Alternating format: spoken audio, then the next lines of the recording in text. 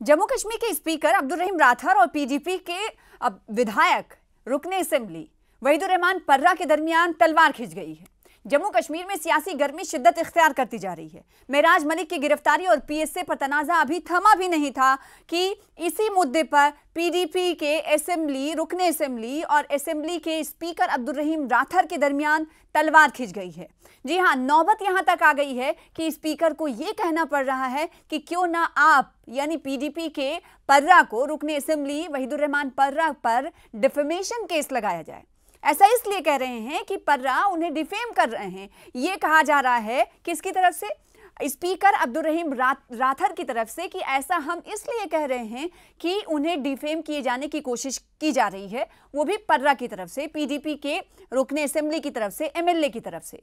और उससे पहले इसी मामले पर वजह बताओ नोटिस जारी किया गया है स्पीकर अब्दुल रहीम राठौर की तरफ से वहीदुर रहमान पर्रा को। स्पीकर ने पर्रा को 7 दिनों के अंदर इसी मामले पर जवाब देने को कहा है। वहीं पीडीपी एमएलए वहीदुर रहमान पर्रा तक जब वजह बताओ नोटिस के हवाले से खबर पहुंची तो उन्होंने कहा कि 7 दिन क्या 2 दिनों के अंदर ही मैं जवाब दूंगा, रिटन तौर पर जवाब दूंगा, लिखित तौर पर जवाब दूंगा और साथ ही साथ स्पीकर अब्दुल रहीम राठौर के सामने पहुंचकर पेश होकर अपना मौक़िफ़ रखूंगा। अपना स्टैंड रखने की बात वहीदुर रहमान पर्रा की तरफ से कही गई है। अब सवाल उठता है कि आखिर पर्रा और स्पीकर के दरमियान खिंची तलवार की असल वजह क्या है, या फिर इसकी शुरुआत कहां से हुई है, वो आपको बताएंगे। लेकिन पहले स्पीकर का बयान सुनिए। जब हमारे नुमाइंदे उनसे इस हवाले से सवाल करने पहुंचे तो उन्होंने क्या कहा, अब्दुल रहीम राठौर ने कहा क्या, सुनिए। मतलब ये था, देखिए, एक एमएलए जो होता है वो आवाम का रहनुमा होता है, उसको आवाम की राहबरी करनी होती है। अगर एमएलए खुद झूठ बोले तो फिर खुदा ही हाफिज है। इसलिए बहैसियत स्पीकर मुझ पर फर्ज आयज होता है कि ऐसे एमएलए का मैं सही रास्ता दिखाऊं, सही रास्ते पर लाने की कोशिश करूं। देखिए, उसने कहा है कि ये जो पीएसए लगा हुआ है इसमें असेंबली की अप्रूवल थी। असेंबली मीन्स स्पीकर की अप्रूवल थी। असेंबली को तो मैं ही हेड कर रहा हूं, हमने अप्रूव इसको किया है। स्पीकर को या असेंबली को पीएसए अप्रूव करने या डिसअप्रूव करने का कोई इख्तियार नहीं है। कानून के तहत कोई इख्तियार हमें नहीं है। हमारा कोई रोल नहीं इसमें पीएसए लगाने में।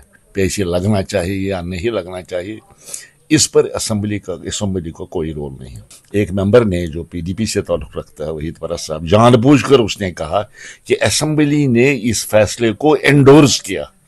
एंडोर्स किया मतलब वो इसको सपोर्ट किया। हमने कोई सपोर्ट नहीं किया, हमने सिंपली मेंबरों को इन्फॉर्म किया।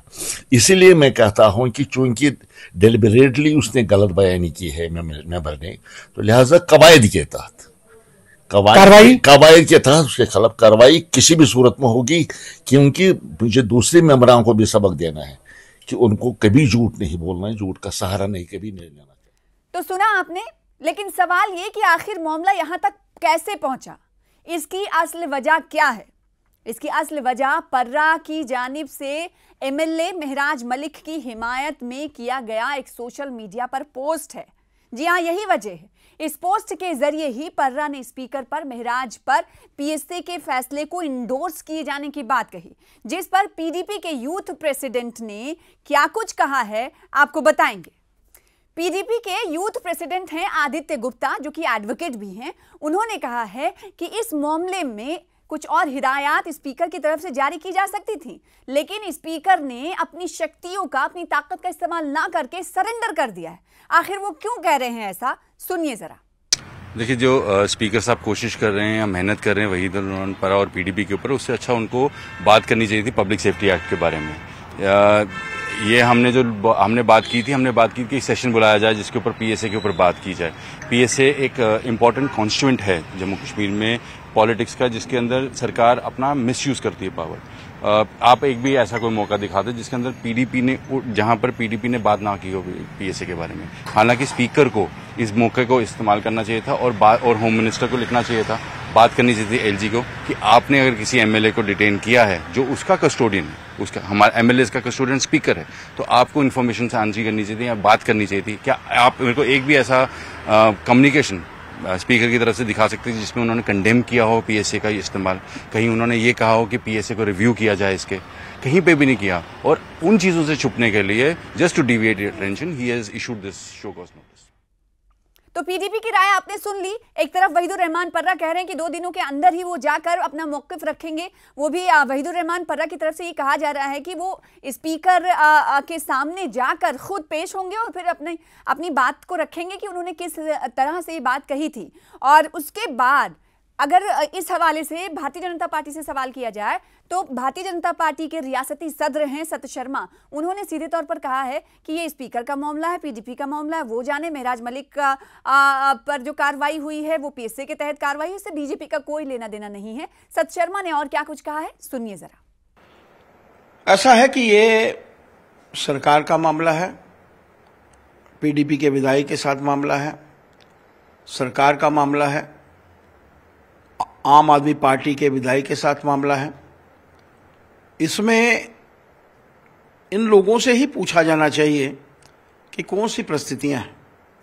मैं तो सीधे तौर पर कहना चाहता हूं कि जब हम लोग विधायक थे, जब हम लोग, मैं मंत्री भी रहा, ऐसे समय में भी वैसी परिस्थितियों का निर्माण कभी नहीं हुआ। बैल के बीच में जाने का प्रावधान होता है, हर बार होता है, लोग आते भी हैं जो विपक्ष में बैठे होते हैं, लेकिन इस तरीके से, जैसे मैंने कहा, असभ्य भाषा का प्रयोग करना किसी के लिए भी जो है वो हितकर नहीं है। ये सरकार का मामला है, सरकार will take its own course of action, और वही एक्शन उनके माध्यम से जो है वो हुआ है, और सरकार ही आगे से पूछ रही है। मुझे तो समझ नहीं आता कि क्या हो रहा है। एक तो बात मानकर चलिए कि भारतीय जनता पार्टी का इससे कोई सरोकार नहीं है। तो बीजेपी इस मुद्दे पर इस तरह का इजहार ख्याल करती हुई दिखाई दे रही है, और दूसरी तरफ इस मुद्दे पर महबूबा मुफ्ती की तरफ से आने वाले दिनों में क्या कुछ कहा जाएगा, ये देखने वाली बात होगी। लेकिन इस वक्त ये कहा जा सकता है कि पीडीपी एक मुद्दे पर, महराज मलिक के मुद्दे पर, हमने अभी तक जो देखा, पीडीपी हो, नेशनल कॉन्फ्रेंस हो, या फिर अपनी पार्टी हो, या फिर जेकेपीसी हो, जम्मू कश्मीर पीपल्स कॉन्फ्रेंस के सज्जाद गनी लोन की पार्टी हो, इन तमाम नेताओं की एक राय रही है कि पीएसए के तहत कार्रवाई करना गलत है।